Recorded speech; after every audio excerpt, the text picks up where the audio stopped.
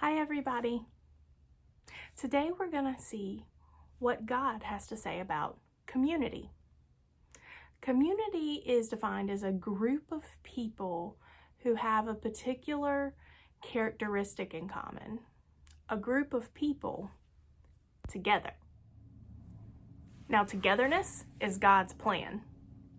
Together. That is central to our understanding as being followers of Jesus. You see, God has always worked in and through community from the very beginning. The original plan God had for Eden was to populate a perfect existence with creation, together with God. And then the people of Israel, they understood their identity as a great togetherness with God. They were God's chosen people. And finally, with the arrival of God's Son, Jesus, the New Testament church was born, and it extended this offering of togetherness to everybody who chose God.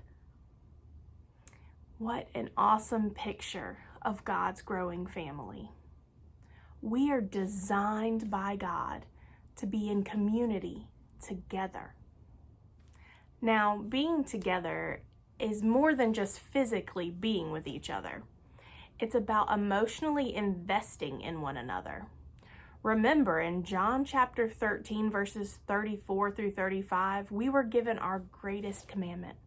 We were called to love one another. In fact, Jesus also said that the world would be able to look at us and know that we were different simply because of the way that we cared for one another. And we don't come together at our church simply just to hang out, although that's a lot of fun, and being with other believers is important, but it's not the only part.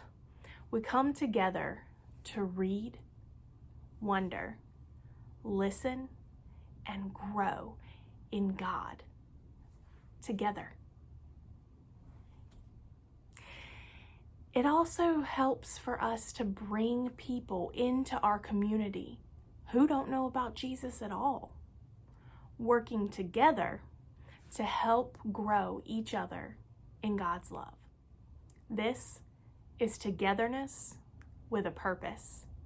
God wants our community to expand to others and to grow closer to God. But here's what we need to understand. God's plan for us, a community of Christ followers, is to be united by our love for Jesus, regardless of our differences.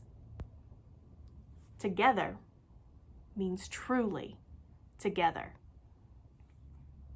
When we choose God, we are joined together with the global and historical body of all who believe in Jesus.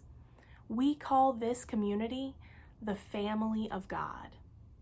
Now, like any family, there are times where we might not see eye to eye, but this family expands to believers in our town, in our state, nationally, and all around the world.